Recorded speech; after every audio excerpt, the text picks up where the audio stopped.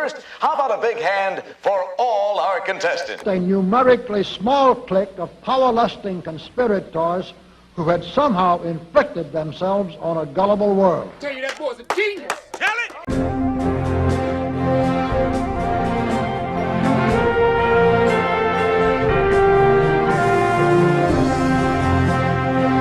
A constant hammering into the American consciousness of the horror of modern warfare.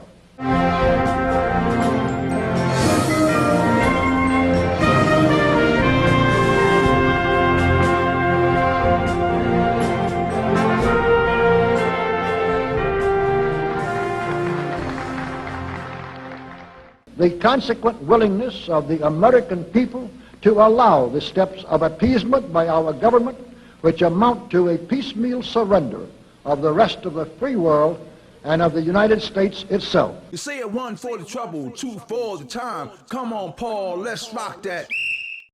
A part of that plan, of course, is to induce the gradual surrender of American sovereignty, piece by piece and step by step, to various international organizations, of which the United Nations is the outstanding but far from the only example.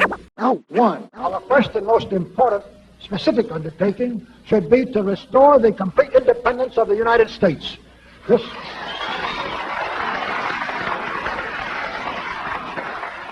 This includes our resolution to get us out of the United Nations and get the United Nations out of the United States. Two, we must once again make our money freely redeemable in gold at some realistic price.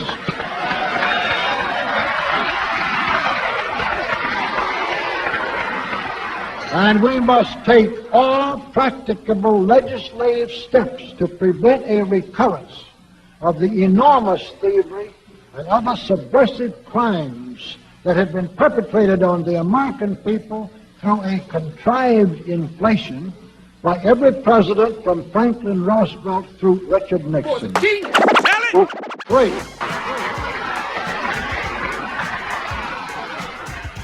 Three, we should reduce the number of government bureaus, of government civilian employees, and the whole quantity of government by at least 50%.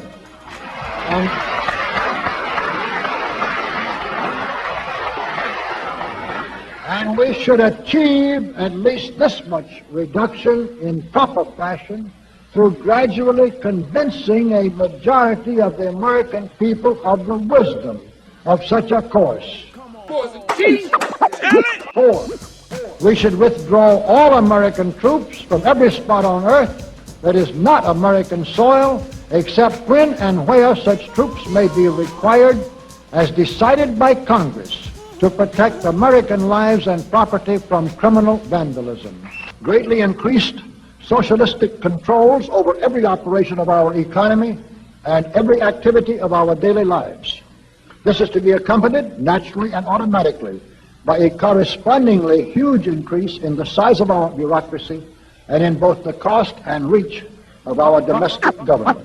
5, we should get government out of the areas and functions and activities where government does not belong. Again, all steps to this end should be taken gradually, but nevertheless just as rapidly as enough of the American people can be persuaded to support such progress.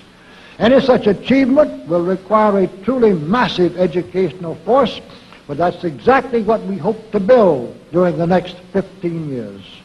We could go ahead for at least 100 numbered items, but the John Birch Society will undoubtedly be working on more than that many specific projects, which will be laid out in its bulletins before another 180 months will have rolled around.